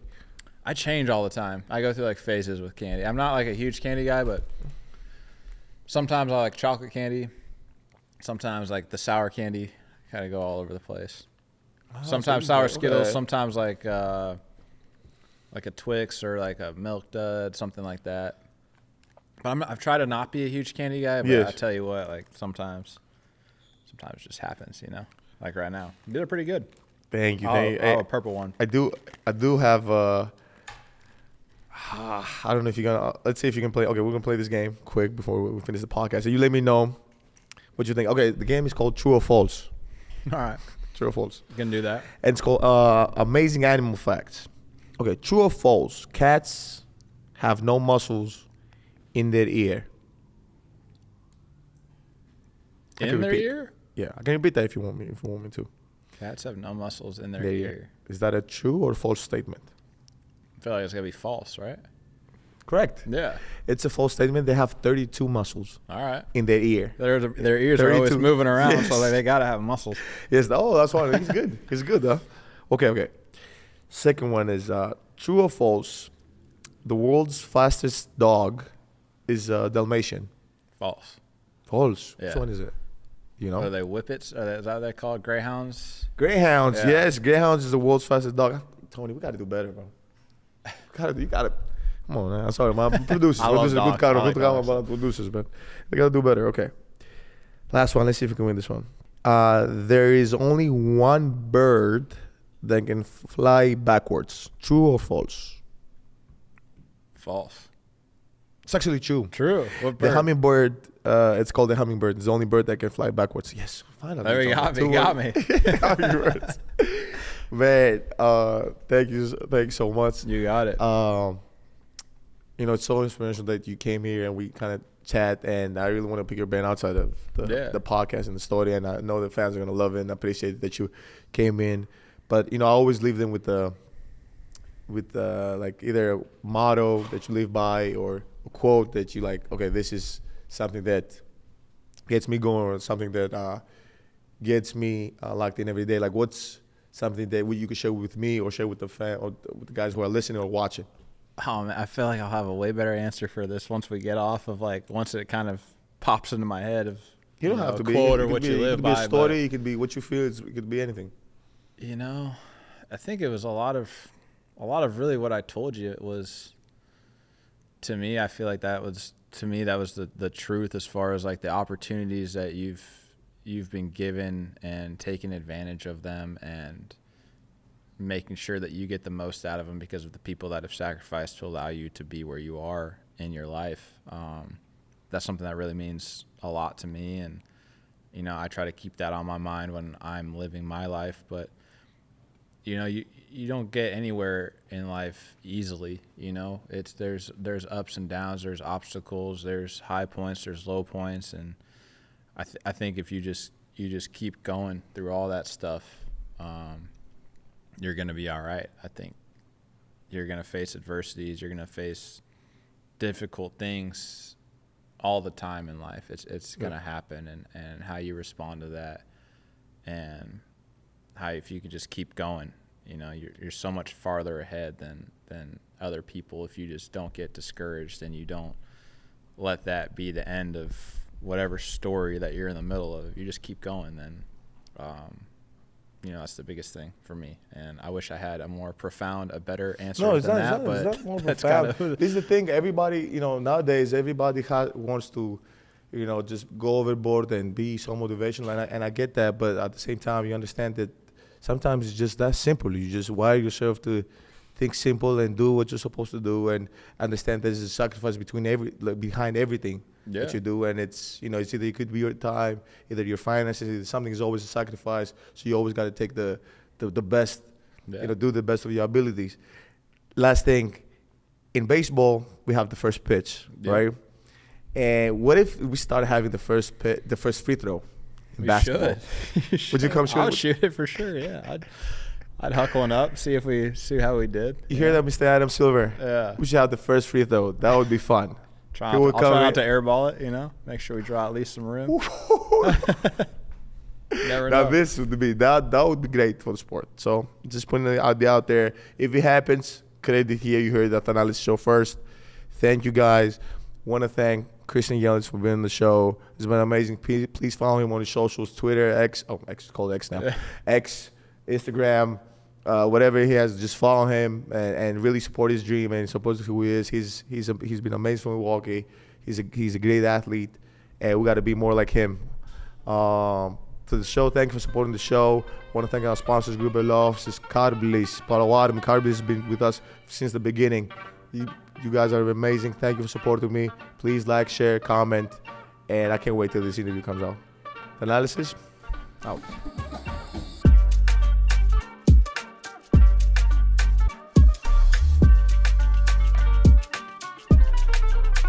Thanalysis is recorded at No Studios, Milwaukee's creative hub and production studio.